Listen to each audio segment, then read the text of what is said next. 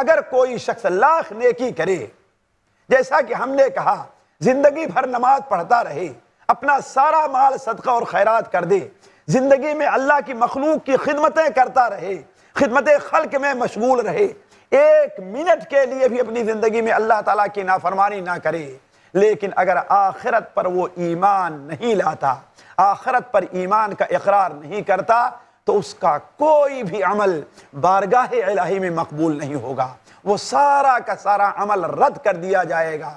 چنانچہ اللہ تبارک و تعالی ارشاد فرماتا ہے ان الذین لا یؤمنون بالآخرۃ زینا لهم اعمالهم فهم یعمہون، وہ لوگ جو آخرت پر ایمان نہیں لے آتے، ہم نے دنیا میں ان کے اعمال کو تو بہتر انداز میں مزین کر دیا ہے، ہم نے ان کے اعمال کو ان کے لیے بڑا اچھا پیش کیا ہے۔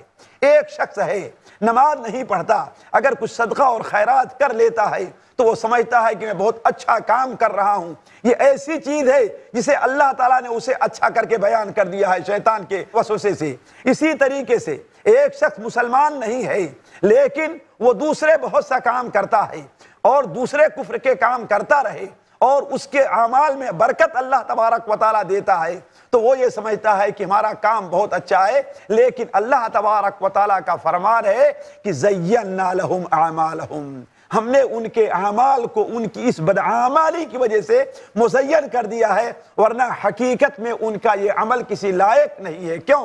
وجہ اس کی کیا ہے؟ ایسا کیوں ہوا؟ اس لیے کہ وہ آخرت پر ایمان نہیں لے آئے۔ تو آخرت میں کیا ہوگا؟ اللہ تعالیٰ فرماتا ہے اولئک الذین لہم سوء العذاب، انہیں ہی برا عذاب دیا جائے گا، وہم فی الآخرۃ ہم الاخسرون، اور قیامت کے دن آخرت میں یہی لوگ ناکام، نامراد اور گھاٹا پانے والے میں ہوں گے۔ تو آخرت پر ایمان لائے بغیر دنیا میں کوئی نیک عمل اللہ تبارک و تعالیٰ کسی کا بھی ہو قبول نہیں کرتا ہے۔ اس کی سب سے واضح مثال ساتھیوں میں نبی کریم صلی اللہ علیہ وسلم کی اس زندگی سے آپ کو بتاتا ہوں، جب آپ کی پیاری بیوی مائی عائشہ رضی اللہ تعالیٰ عنہا ہیں، انہوں نے ایک بار سوال کیا اپنے خاندان کے ایک بڑے ہی مالدار شخص کے بارے میں، جو نبی کریم صلی اللہ علیہ وسلم کی آمد سے پہلے اس کا انتقال ہو گیا تھا، اسے عبداللہ ابن جدعان کہا جاتا تھا۔ وہ بہت ہی مالدار شخص تھا اور خدمت خلق کے اندر بہت ہی پیش تھا، اس قدر پیش تھا خدمت خلق میں کہ ذرا آپ اندازہ لگائیں کہ اس شخص نے ایک اتنی بڑی دیگ بنا رکھی تھی، دیگ سمجھتے ہیں نا جس میں کھانا رکھا جاتا ہے، ایسی دیگ بنا رکھی تھی، وہ اتنی اونچی تھی کہ اس پر زمین پر کھڑے ہو کر کے کوئی آدمی کوئی کھانے کی چیز نہیں رکھ سکتا تھا۔ تو اس کے لیے کیا کرتے تھے؟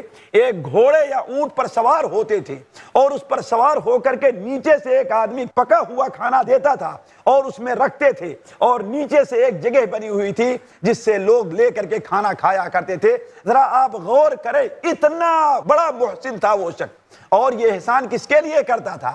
یہ احسان اللہ تعالیٰ کے گھر کا حج کرنے والے جو لوگ حاجی آیا کرتے تھے ان کی خدمت کیا کرتا تھا، وہ غریبوں کی مدد کرتا تھا، بیواؤں کی مدد کرتا تھا، یتیموں کا ماوا بنا ہوا تھا، یہاں تک کہ آپ یہ سمجھیں اس کی مالداری کا تذکرہ پورے عرب کے اندر تھا۔ تو ایک بار مائی عائشہ کو چونکہ ان کے خاندان کا تھا یاد آیا اور انہوں نے سوال کیا کہ اے اللہ کے رسول صلی اللہ علیہ وسلم، ذرا آپ یہ بتلائیے کیا یہ نیکیاں عبداللہ ابن جدعان کے کسی کام آنے والی ہیں؟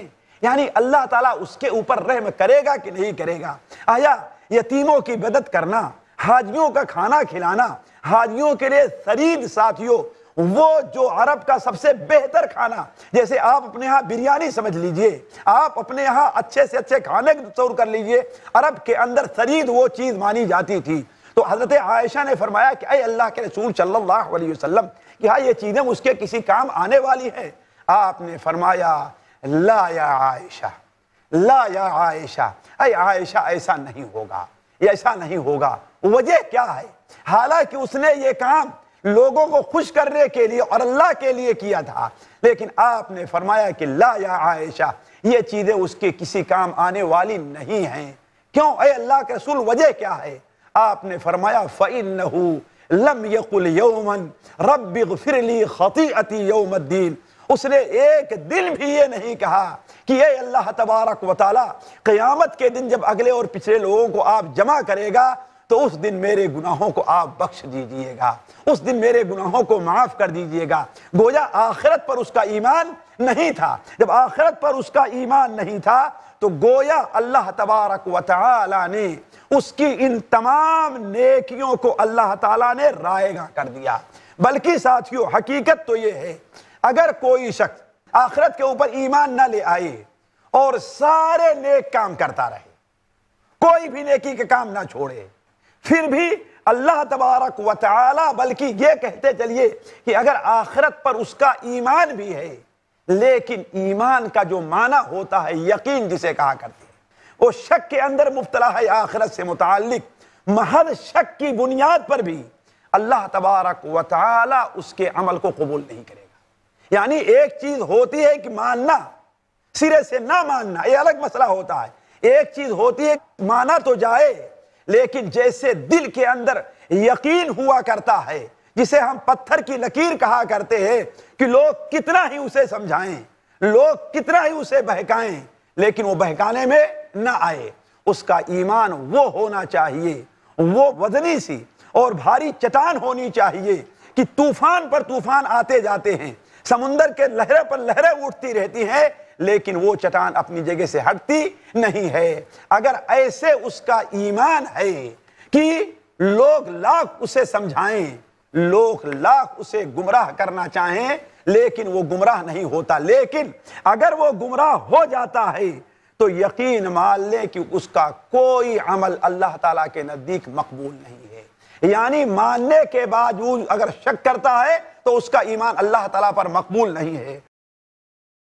अल्लाह के दीन की दावत और लोगों तक पहुंचाने के लिए इस वीडियो को जरूर लाइक, शेयर, कमेंट और सब्सक्राइब करें।